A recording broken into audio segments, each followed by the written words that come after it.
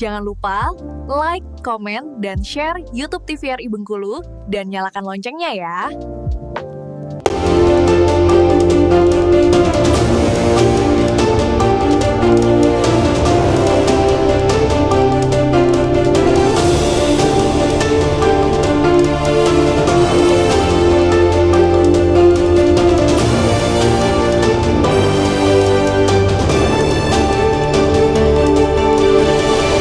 Terima kasih pemirsa, Anda masih bersama kami di Berendo Ruang Konsultasi. Bagi pemirsa yang ingin bertanya, kami ingatkan bisa melalui WA interaktif kami di 0811 10 13 210. Kita lanjutkan pemirsa, perbincangan kita masih terkait dengan NPD ke Bapak Surya terlebih dahulu nih.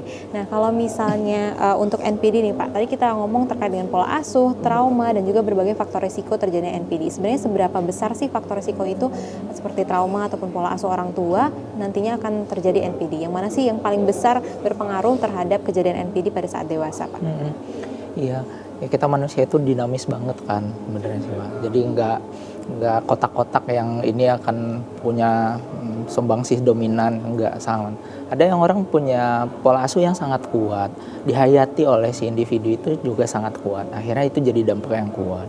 Ada orang yang pola asuhnya ada cukup baik, tapi lingkungan jadi hal yang dihayati sebagai hal yang ini penting buat aku. Akhirnya itu jadi faktor penting buat dia. Jadi balik lagi sebenarnya setiap individu punya kemungkinan untuk berkembang secara dinamis itu. Tadi 1 sampai 18 tahun itu jangka waktu yang sangat panjang gitu kan. Ada orang tua, genetik orang tua yang diturunkan, ada pola asuh ataupun pendidikan yang ditanamkan secara langsung sama orang tua. Ada juga lingkungan-lingkungan yang akhirnya dia lihat secara nggak sadar, akhirnya itu membentuk kepribadian dia gitu. Jadi semua inilah yang berdinamika gitu. Dan ingat bahwa gangguan ini spektrum ya dok ya, kita jadi nggak bisa lihat wah kalau dia kayak gini pasti dia kayak gini, kalau gini berarti salahnya adalah pola asuhnya atau lingkungannya. Jadi sangat tidak objektif untuk kita lihat dalam kacamata yang sempit kayak gitu sih Pak. Jadi kalau ditanya mana yang lebih dominan, semuanya punya kondisi dominan masing-masing ke pribadi masing-masing orang gitu. Oke, berarti memang faktor resikonya cukup banyak, tapi besar. ini juga menjadi salah satu yang dapat menimbulkan NPD ya Pak ya pada saat dewasa nanti. Nah, kalau misalnya peran sosial media nih Pak, banyak sekali di sosial media ini orang berlomba-lomba nih ingin terlihat sangat baik, yang paling baik, image-nya sangat dijaga di sosial media. Sebenarnya itu termasuk NPD juga atau narsistik biasa aja Pak? Oke, nah makanya itu tadi bahwa NPD itu gangguan kejiwaan yang harus ditegakkan dinilai oleh profesional kesehatan mental gitu. Jadi bukan seseorang yang secara awam lihat sesuatu dari seseorang ya akhirnya NPD gitu. Nah, memang sekarang di dunia digital akhirnya seseorang dituntut kan untuk posting segala macam, ingin lihat tampil baik dan segala macam. Nah, sebenarnya kita harus lihat juga sebenarnya motif seseorang itu lakukan itu apa ya gitu. Ada yang sekedar aku ingin cari ini sebagai pekerjaan. Ya belum tentu kan itu berarti dia melakukan itu tanpa sengaja gitu sih Pak. Atau juga dengan sengaja dengan tadi tujuannya adalah bekerja gitu. Jadi belum bisa kita lihat kalau seseorang posting secara berlebihan di media sosial apa dia adalah NPD, itu belum tentu juga gitu. Tapi media sosial ini punya peran besar jadi wadah ataupun jadi panggung untuk orang-orang yang punya tendensi kepribadian narsistik tadi pasti. Karena kan aku butuh pengakuan, butuh dipuji. Sekarang panggungnya besar banget loh gitu kan. Nah, gitu. Berarti media sosial memang ada peran cukup besar ya Pak ya untuk perannya tadi ya. Apalagi kalau misalnya orang-orang di media sosial seringkali bisa search dengan mudah sekali NPD itu apa, semuanya jadi bisa self diagnose lagi ya dok ya. Nah kalau dari dokter sendiri nih dok, gimana sih pandangan dokter terhadap orang-orang yang suka self diagnose nih? Mungkin bukan soal NPD aja dok, kayak depresi ringan misalnya dok, mereka suka self diagnose sendiri karena ciri-ciri yang mereka lihat di media sosial dokter. Karena mengingat memang media sosial itu ada di tangan kita sendiri ya, dan kita memang bebas untuk mendapat informasi itu ya. Nah, saya sarankan ketika kita oke nih aktif nih, kita melihat ciri-ciri saya gangguan apa ya, saya mengalami apa ya, boleh sih aktif boleh. Hanya saja apabila hal tersebut kita mulai merasa ya, apakah saya mengalami ini contoh ya, saya sarankan untuk langsung datang kepada profesional yang memang ahli di bidangnya.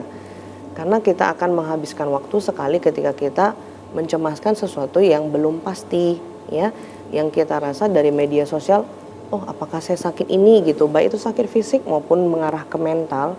Namun artinya itu kalau sudah mengganggu seseorang, sehari-hari dia langsung kepikiran terus, itu kan tidak nyaman ya Mbak ya. Makanya lebih baik kami anjurkan untuk langsung datang ke profesional ya, untuk memastikan. Karena lebih baik kita tahu pasti dengan jelas daripada kita yang self diagnostik tadi ya, dan kemudian lebih parahnya misalnya cari obat sendiri gitu ya. Nah, tidak disarankan seperti itu, Mbak.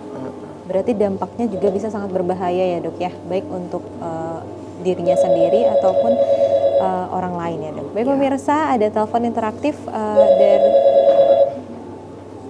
halo dengan Berendo Ruang Konsultasi.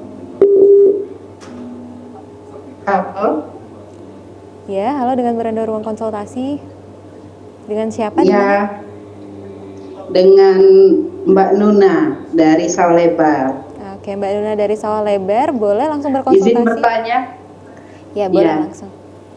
Izin bertanya dok, saya mau tanya nih terkait seorang NPD itu bagaimana cara kita menghadapi seseorang NPD di tempat kerja, kemudian bagaimana juga cara kita untuk melindungi diri dari manipulasi dan gaslighting yang dilakukan oleh seorang NPD.